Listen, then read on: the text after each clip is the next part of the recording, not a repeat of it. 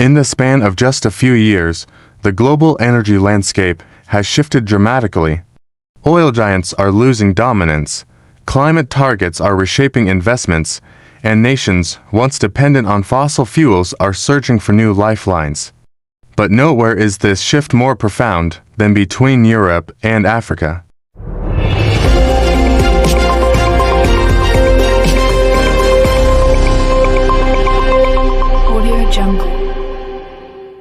As Europe struggles to replace Russian gas and meet its climate goals, it is turning south to the world's youngest and most resource-rich continent, Africa.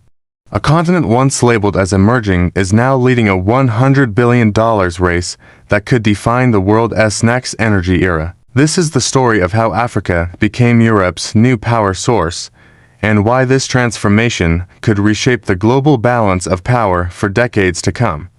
When war broke out in Ukraine, Europe faced an energy reckoning. For decades, nearly half of its natural gas had flowed from Russia through vast pipelines crossing Eastern Europe. Suddenly, that tap was turned off. Across the continent, gas prices skyrocketed to record highs. Factories closed, power bills tripled, and governments scrambled to find alternatives. In the words of one European minister, energy became our new currency of survival. The crisis exposed a vulnerability that had long been ignored: Europe's overdependence on foreign energy.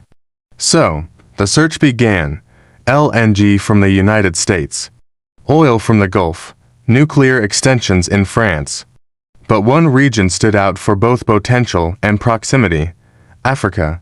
For centuries, Africa's natural wealth was extracted: gold, oil, diamonds, and now, a new kind of resource: renewable power.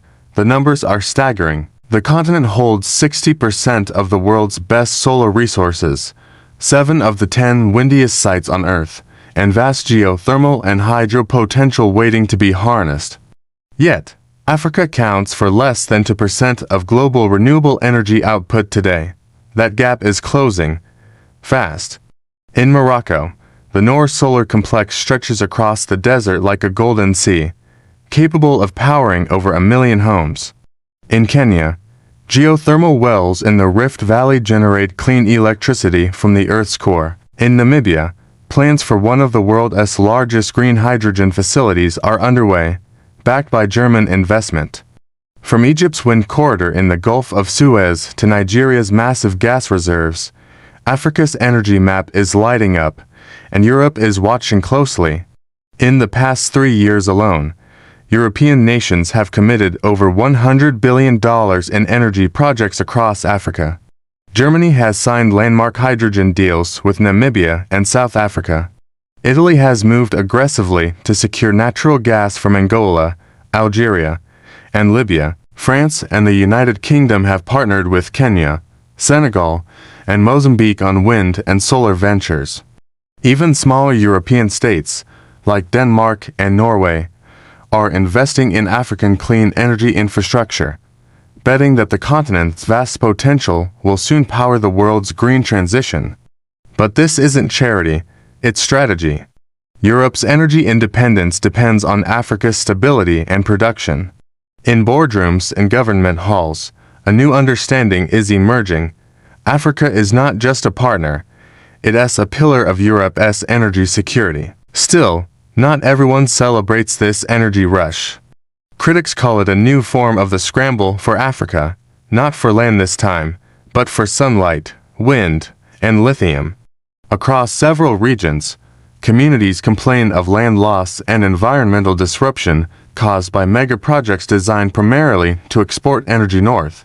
In Niger and Mauritania, solar fields are being built where local populations still live without electricity. In Mozambique, gas projects promise billions in exports, while nearby villages struggle for clean water. This contradiction is central to the debate. Can Africa truly benefit from its energy wealth if much of that energy flows abroad? African leaders insist this time is different. They say Africa will not only export, it will own. In the words of Namibia's energy minister, we're not just supplying, we're shaping the market. Europe may be leading the current investment surge, but it is far from alone. China remains Africa's single largest financier of infrastructure, from transmission lines to battery plants. The United States, through its Power Africa initiative, is back with renewed interest, focusing on clean energy partnerships. Meanwhile, Gulf nations like the UAE and Saudi Arabia are using their wealth to invest in Africa's renewable expansion, positioning themselves as green power brokers of the future. This global attention is reshaping Africa's diplomatic influence. Where once African leaders traveled north to seek aid, now delegations from across the world come south, seeking partnerships, access, and opportunity. It's a reversal of history, and for the first time in modern memory, Africa holds significant bargaining power over the energy needs of the developed world. Across the continent, new energy hubs are emerging.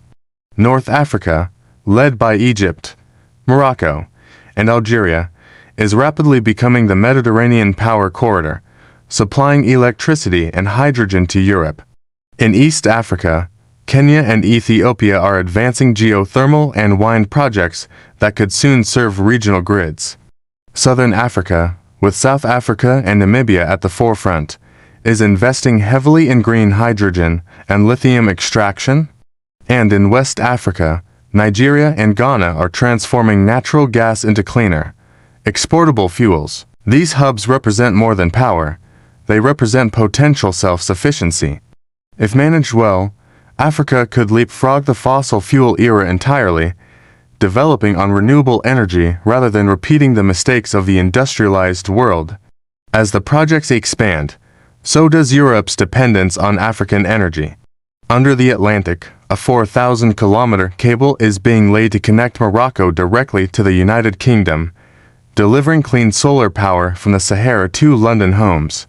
Germany is constructing hydrogen pipelines, linking North Africa to European refineries. Italy has rebranded itself as the European Energy Bridge to Africa, channeling gas and renewables northward through the Mediterranean. For Europe, this is a matter of security and survival. For Africa, it's leverage. The tables have turned. The continent once seen as dependent is now the supplier. Behind the billion-dollar figures are millions of lives being changed. In Kenya, local technicians are training to maintain solar grids that light up rural schools. In Rwanda, women's cooperatives install solar home systems in off-grid villages. In South Africa, new startups are designing battery solutions for microgrids in townships. According to the African Development Bank, renewable energy could create 12 million new jobs by 2030. These are not temporary projects, they are the seeds of a new African workforce. But challenges remain. Corruption, unstable grids, and unequal revenue distribution continue to threaten progress. And the question persists, will this new wealth finally reach Africa's people, or us its elites? Africa contributes less than 4% of global greenhouse emissions, yet it faces some of the world's most severe climate impacts. Droughts in the Horn of Africa, floods in Mozambique, and heat waves in West Africa are destroying livelihoods at alarming rates. This reality adds urgency to the continent's energy transformation.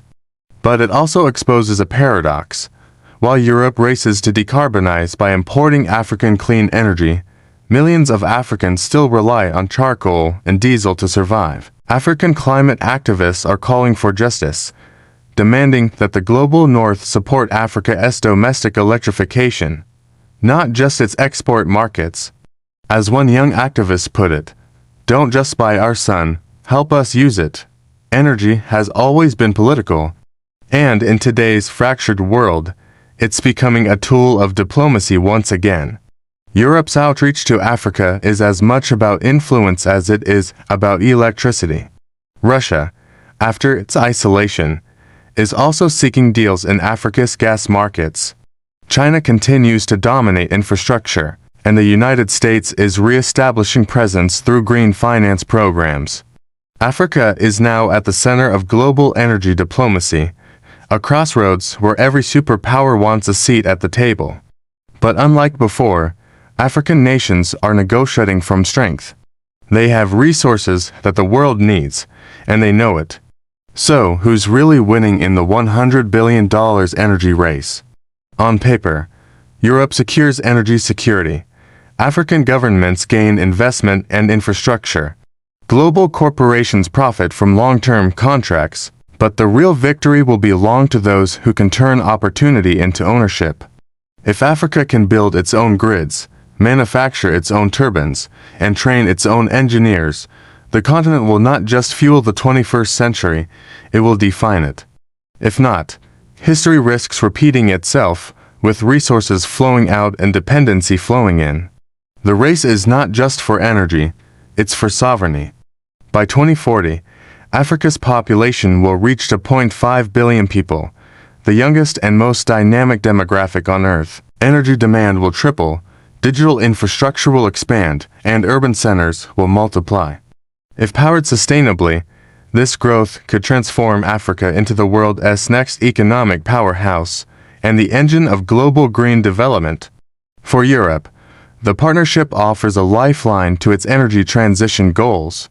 For Africa, it represents a chance to rewrite its global role, not as a supplier of raw materials, but as a leader of renewable innovation. As cables stretch under seas and wind farms rise above deserts, the two continents are becoming ever more connected, not by colonial trade, but by shared necessity and mutual survival. This is the dawn of a new era, one where Africa no longer waits to be powered, because Africa is the power. Across the Sahara, turbines turn. In the Atlantic, cables hum. In villages and cities alike, lights flicker on, powered by a continent once written off as powerless. Today, Africa stands at the center of the global energy revolution, the heartbeat of a world in transition. Europe depends on Africa's strength, the world depends on Africa's stability, and the future depends on how this partnership evolves, fairly, sustainably, and with the people at its heart. Because the next great chapter of human progress will not be written in oil fields or coal mines. It will be written in the deserts of Africa, where sunlight becomes strength, and energy becomes freedom.